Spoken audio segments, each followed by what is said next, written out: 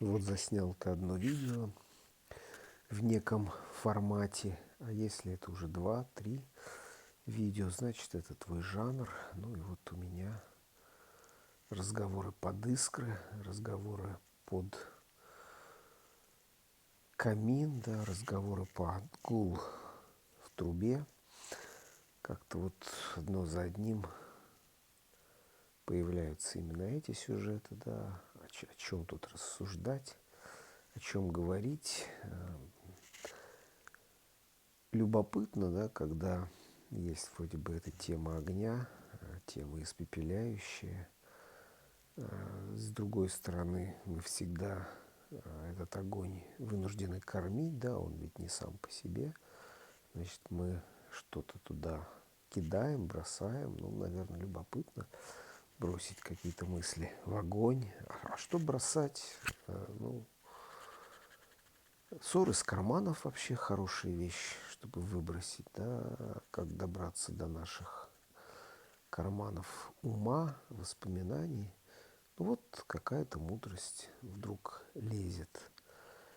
У меня вылезает мудрость о том, что крепость цепи, ну, допустим, металлической, да, цепи корабельной, она в самом слабом звене. Да. И эту мудрость я услышал когда-то в интервью, которое давал Брюс Диккенсон. И ну, вот сегодня я могу ему это приписать, да, раз я от него получил эту историю. Да. То есть крепость цепи мы воспринимаем, да, как некое единство, как крепость железного прута. Никто же не оспаривает, да, крепость проволоки, крепость, не знаю, арматурины, да, но при этом она тоже, наверное, состоит из этих самых каких-то сегментов, из вещества, из этих колец, да, и в цепи это очевидно, потому что может быть какое-то звено золотое, стальное, медное, серебряное, оловянное, да, бумажное, вот, и как бы не было, да, крепка эта связь, да, все равно крепость вот именно в этом. Ну, что-то мне представилась такая иллюстрация, да, мощная какая-то корабельная цепь, при этом вот есть какой-то разрыв, который замещен, и она связана каким-то жгутиком, бантиком, веревочкой, вот так вот. И ведь наверняка эта вся конструкция, она и древнее, и как какой-то, наверное, у нее есть более осмысленный автор, и, наверное, под это дело может быть подведена ну, какая-то глубокая теория, какие-то данные аналогии. Вот ведь действительно, как правило, и смерть человека, она не про то, что человек изношен, да, но про то, что человек, в общем, часто новенький, великолепный, все у него отлажено, хорошо, но вот какое-то звено слабенькое, и все, и как бы вся эта конструкция обесмысливается. Поэтому, наверное, хороший совет людям, которые покупают цепочку, это смотреть не на замок, который очень часто действительно характеризует общее состояние всей цепи, да, допустим, ну, сношенный замок, понятно, да, что цепь такая, видавшая виды. Но иногда продавцы как раз замок его легко поменять, обновить. То есть надо смотреть целиком на цепочку, и иногда эти звенья действительно в одних и тех же местах все идентично изношены. Вот. И так что выбирайте, да, себе дело, выбирайте себе мысли, выбирайте себе, не знаю, партнеров, как бы, ну, на долгий путь. Вот поэтому знаете, куда смотреть, куда заглядывать, да. И есть, конечно, варианты, позволяющие оценить это самое общее целое. Да. то, что в каждую цепь, наверное, звено, да, не рассмотришь, не разглядишь. Ну, и вот видите, у меня как бы вроде случайная мудрость, которую я приписываю человеку, который мне интересен, да, к которому я обращаюсь. И действительно такое ведь есть, что кто-то где-то что-то услышал, какой-то полкнижки прочитал, полабзаца выхватил, но книжку читать никто не будет, а этого общественного человека все любят, уважают, да, и из его уст питаются, распространяют, а может быть он и неправильно понял, и не то разобрал, да, и вот получается как в здоровом теле здоровый дух, и все так и говорят, да, а на самом деле поговорка такая, что редко-редко встречается, да. Вот и вообще как бы мысль идет в другую сторону, совсем не об этом, ну, так живем, и в этом плане я вспоминаю, кто-то, по-моему, из Led Zeppelin постоянно, видимо, единственную книгу, которую прочитал, рекламировал, да, он рассказывал про Макиавелли, и про его мудрость, да, и я тоже понимал, что вот много лет жил этими какими-то репликами, домыслами, кумиров. Вот. А что надо делать, лишь узнав, да, автора настоящего, эти цитаты, да, надо, наверное, лезть на полку библиотеки рукой, я не знаю, шарить, брать этот том, читать, читать первоисточники. Вообще хорошее правило. А, именно так поступать, всюду искать авторство, да, искать первоисточник. Я в одно время именно так читал книги, и это процесс для меня был бесконечный, да, то есть это античтение, потому что я что-то читаю, на первых же страницах идет ссылка, допустим, если ссылка на какого-то автора, я просматривал, что это за автор, если на какую-то книгу, если это, ну, да, часто очень цитаты используются в научной литературе, и я был вынужден, значит, искать эту книгу, начинать ее читать, и цитату эту находить, и еще что-то много интересного. И таким образом вот, получается, берешь книжку серьезную, там где-то 50, наверное, ссылочек на какие-то книги. Ну, по-хорошему, если ты нормальный читатель, значит, ты, ну, должен хотя бы, не знаю, 30 из этих книг прочитать. Ну, понятно, там есть какие-то проходные книги, какие-то справочники, да, ну вот, то есть, соответственно, начинаешь ты читать ссылку эту, да, книгу ссылку, да, в этой книге другие книги, и так вот бесконечный как бы процесс.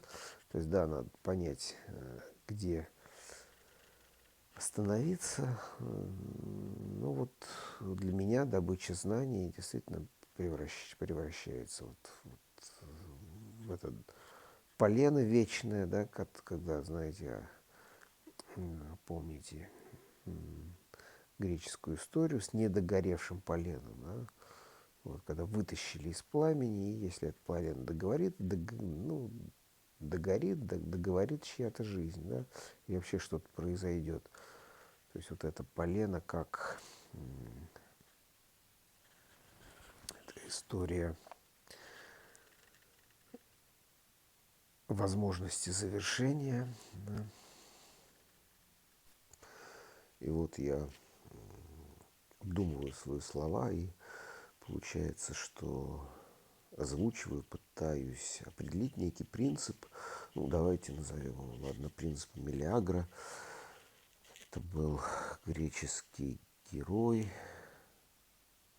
которому предсказали, да, что младенцем еще, что когда догорит полено, он погибнет. Ну и мать оказалась не глупой, Мелиагра. Жизнь у нее была в руках. Она взяла это полено, вытащила и положила в сундук. Вот и все. получается, что он бессмертный, да, пока это полено лежит в сундуке, да, а сундук, не знаю, в комнате под замком, вот, где-нибудь в башне, в крепости, в подземелье. Жизнь можно не охранять, да, храни только свое полено. И у каждого есть эта самая поленница, вдруг мне так представилось, да, из незавершенных дел, из каких-то проектов. Вот я правда подумал,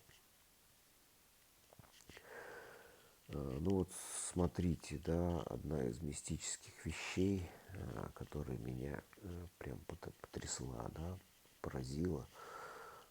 Ну, от фильмов ужасов, наверное, да, бывает какой-то страх, когда там ночью смотреть, да, ну, в общем-то. Но настоящий ужас, это, конечно, рассказы Эдгара По, это Гоголь.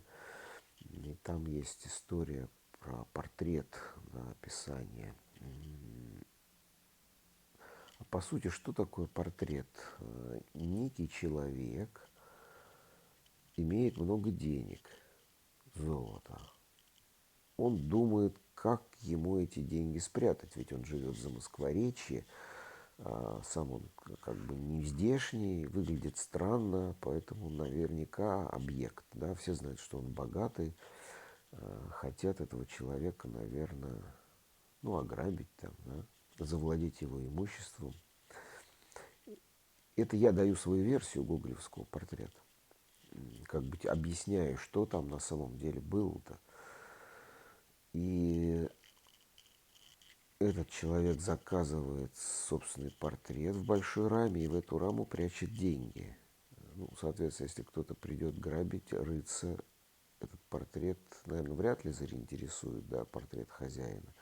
Тем более, когда портрет нарисован довольно мерзко, страшно и, в общем, отталкивает. Да. Он и так отталкивающая внешность еще. Вот эта рожа. Ну, то есть, ну, представьте, да, хотите что-то спрятать и берете что-то, что точно никому не придет в голову присвоить, да, значит, что-то связанное с вашей личностью. Ну, не знаю, там вот человек зашил какие-то бриллианты, золото за подкладку своего какого-то старого пиджака, да, которую, ну, вряд ли кто-то будет носить.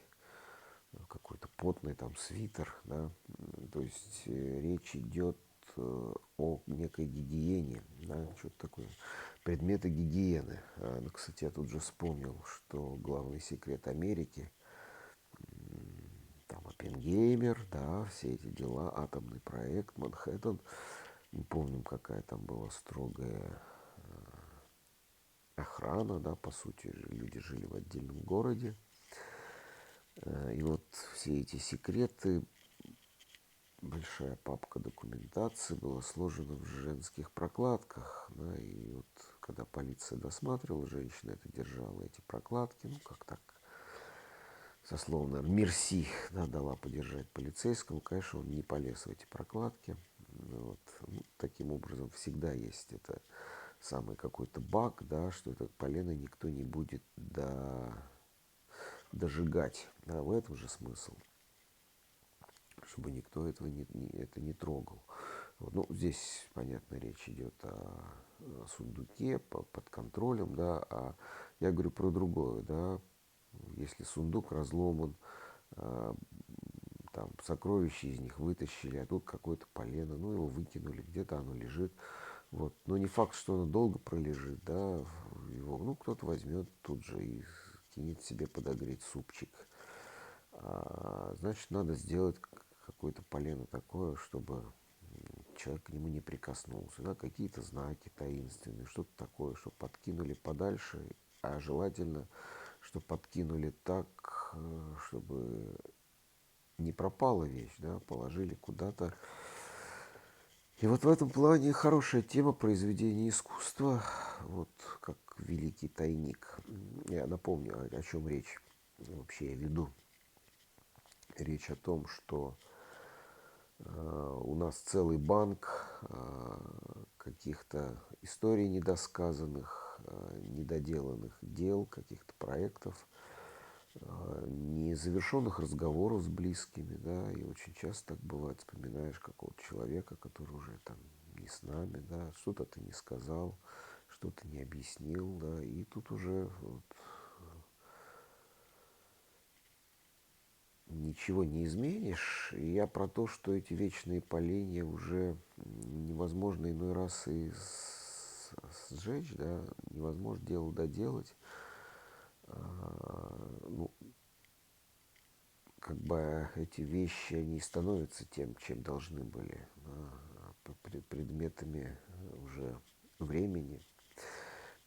Тут разговор идет о бессмертии, да, о бессмерчивании. Вот. То есть, если мы какое-то дело не успели сделать, значит, оно у нас и бессмертно. Да? Если вы, не знаю, взяли какой-то предмет очень важный, да, спрятали в него свои сокровища, и никто не позарится на этот предмет, если он недоделанный, или наоборот столь изысканно доделанный, что станет произведением искусства. Ну, какой-нибудь пень, чурбан мастера, вот, а там сокровища. Вот, я тоже вспомнил историю.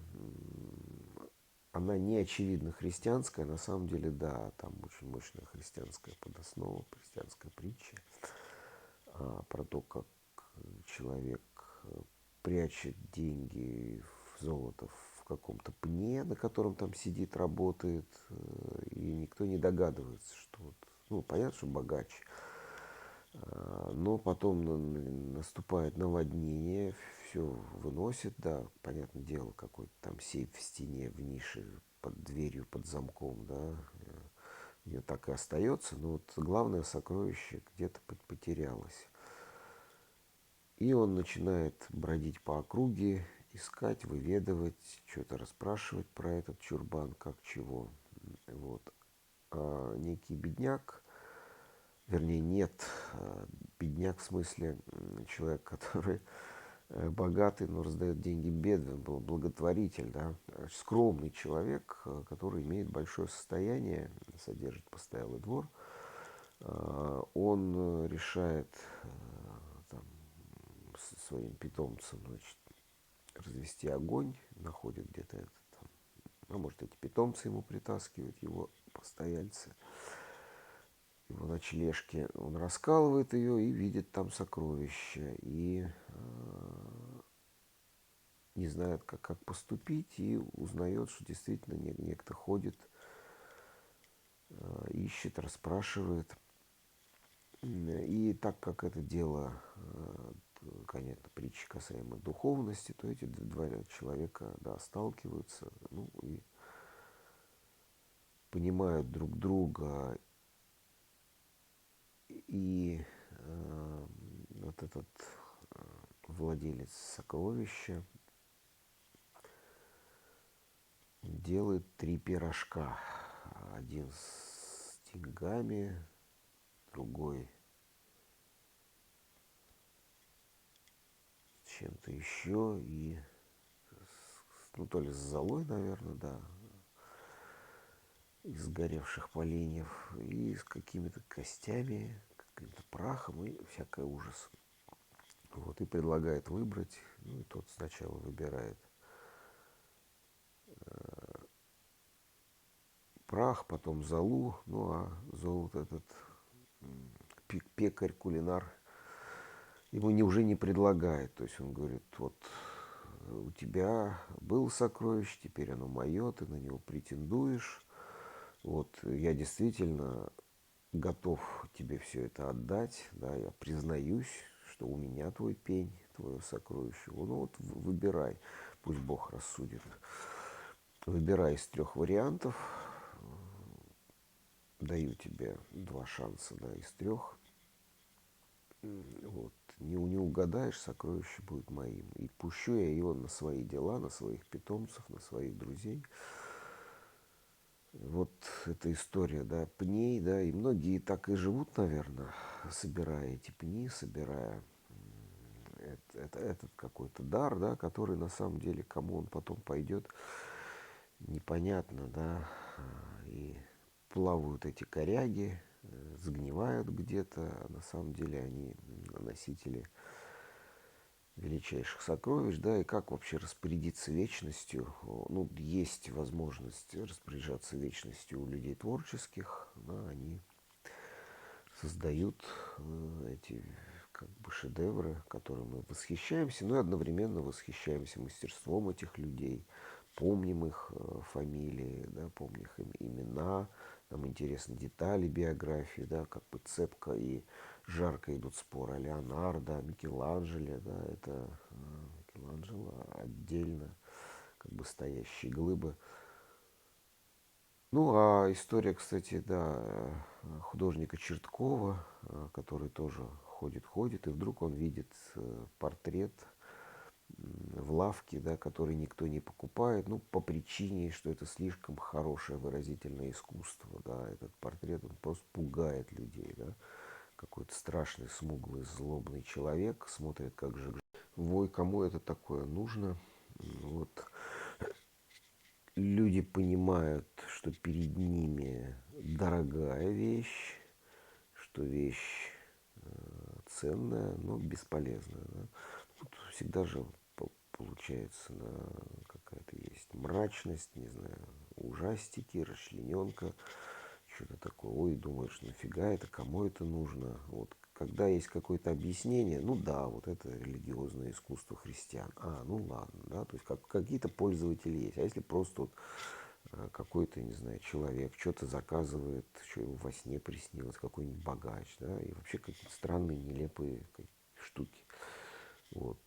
Они из золота, из серебра, они, не знаю, ценно сделаны, резьба по дереву, масляная краска, а что с этим делать, непонятно. Секты какие-то, тайные учения. Единственные места, которые это все могут приветить, это какие-то лавки старьевщиков. Вот они там годами могут ждать своих клиентов и просто показывать, смотрите, какие у нас удивительные вещи.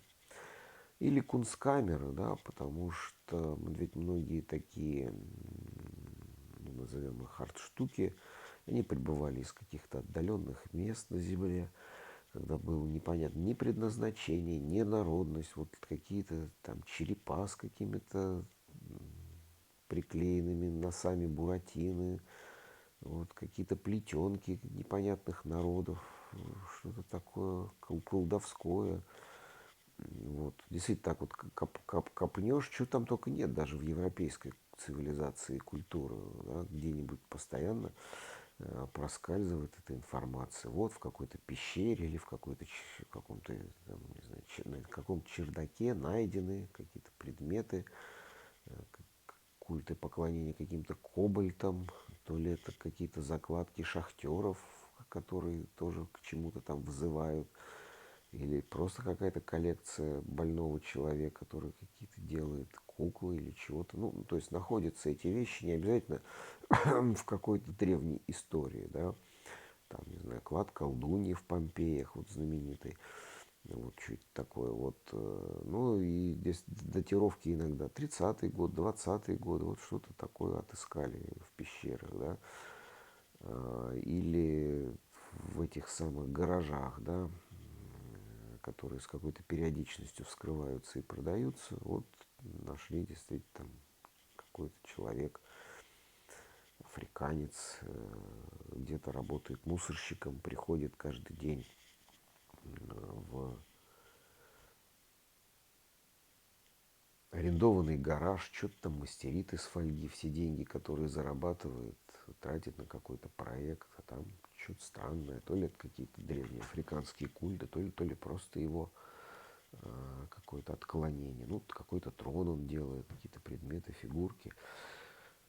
Ну, в конце концов, да, появилась у нас сегодня возможность вот это фриковать, как говорят, да, какие-то местечки в виде вот, дом Дель Торо, режиссера Гильермо. Он, по-моему, так и выглядит. То есть куча чего-то очень-очень удивительного, странного. Да, понятно, что это именно тот человек, который, скорее всего, производит весь этот товар, как он нам фильмы свои показывает. Он заказывает странные штуки у художников,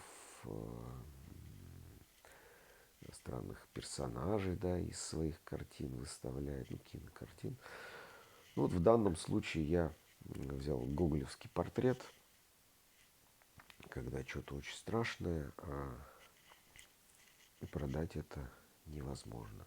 Ну, есть же какие-то семейные вещи, да, вот, не знаю, там, портреты одноглазых женщин в эпохе Средневековья, там, каких-то людей с болезнями, там, вот.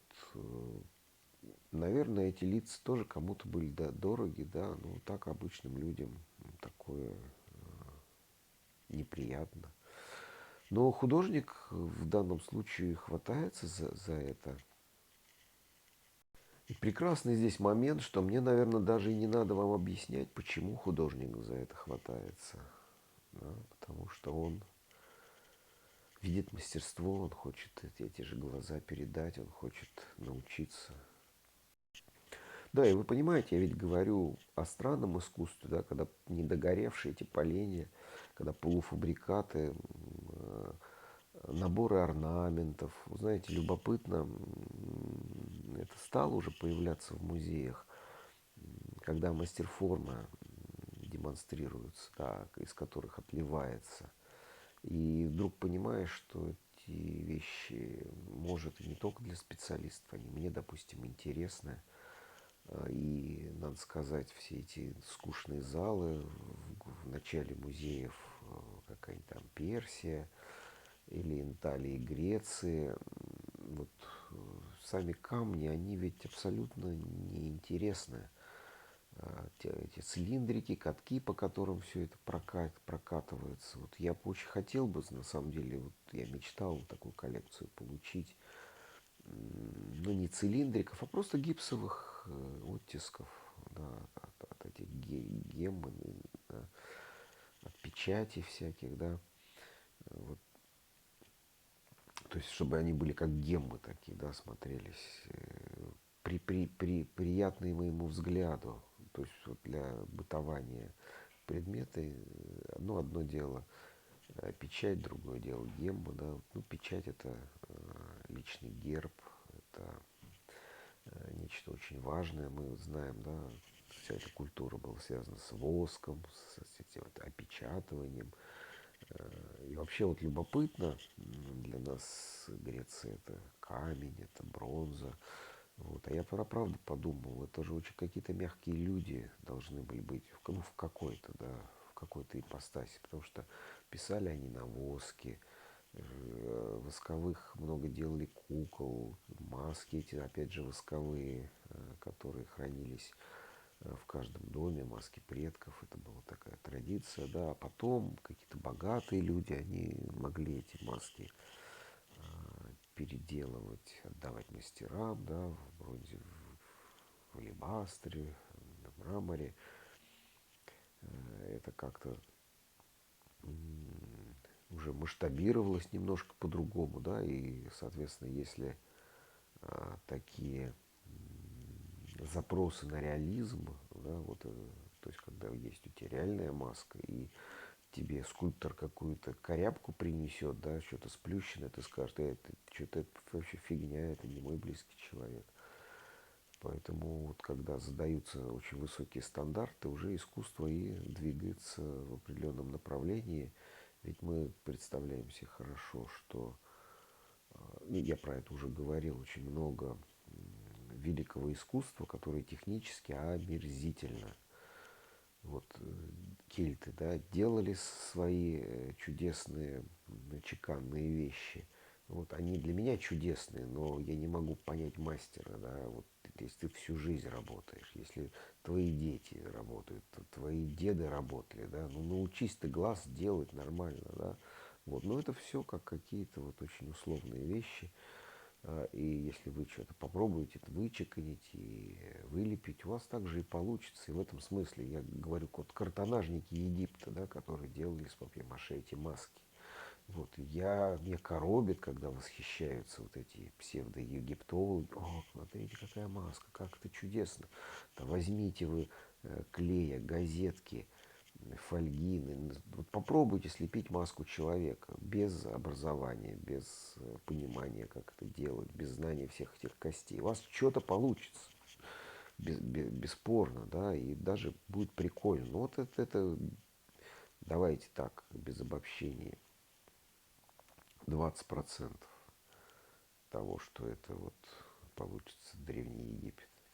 Ну и, наверное, моя мысль удивленная, да, она про то, что вот, ну, может, такое неумелое, плохое искусство, недоделанное, оно совершенно, потому что ты знаешь, куда это должно быть. Ну, если ты поставишь стандарт для реализма, да, вот, ну, иди к этому совершенству. И этот путь, он может занимать 2-3 недели, вот, обучение, а может занимать тысячелетия, когда вот люди делают, ну, вот как африканские маски, посмотрите, да, ну, они не понимают, что такое человеческий нос, как он устроен, то есть они делают, ну, какие-то 3 шарика вместе в лучшем случае, да.